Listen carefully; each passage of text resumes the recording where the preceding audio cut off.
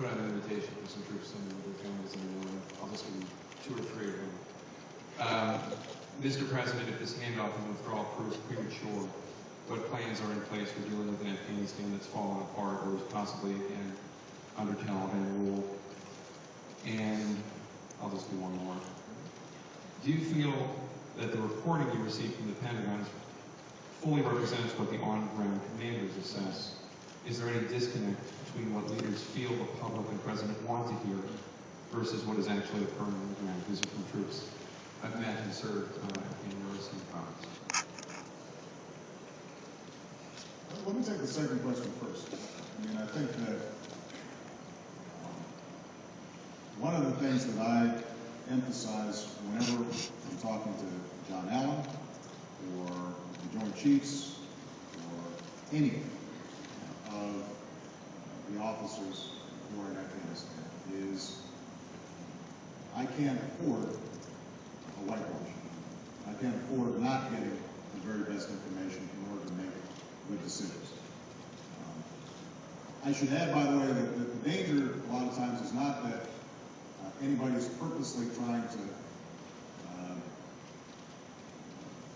downplay challenges in Afghanistan. A lot of times it's just the military culture is we can get it done. And so their thinking is, how are we going to solve this problem, not, boy, why is this such a disaster? That's part of the reason why we admire our military so much and we love our troops, because they've got that Canadian spirit. But I think that we have set up a structure that really tries to guard against that.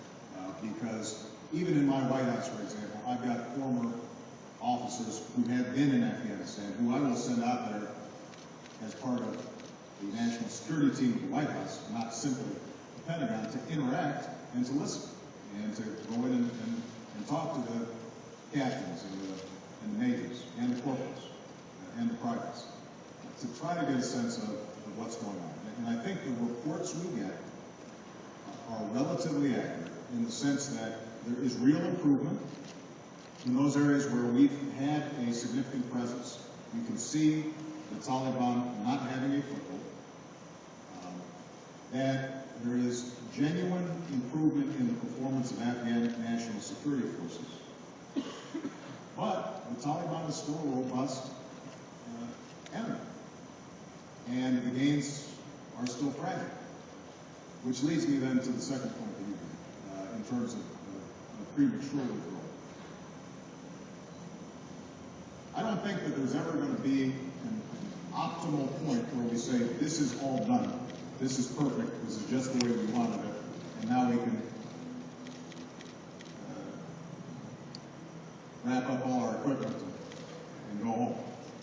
There's a process, and it's sometimes a messy process, just as it was in Iraq. But think about it. We've been there now 10 years. We are now committing to a transition process that takes place next year, but the full transition to Afghan responsibility is almost 2 years away.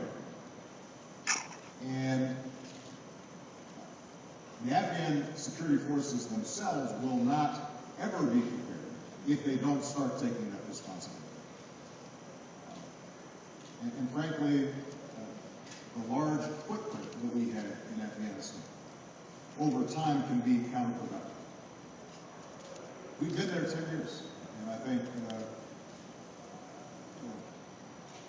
no matter how much good we're doing and how outstanding our troops and our civilians and diplomats are doing on the ground, 10 years in a country that's very different,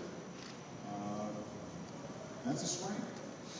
Not only on our folks, but also on that country, which at a point is going to be very sensitive about its own sovereignty. So I think that the timetable that we've established is a sound one. It is a responsible one. Are there risks involved in it? Absolutely.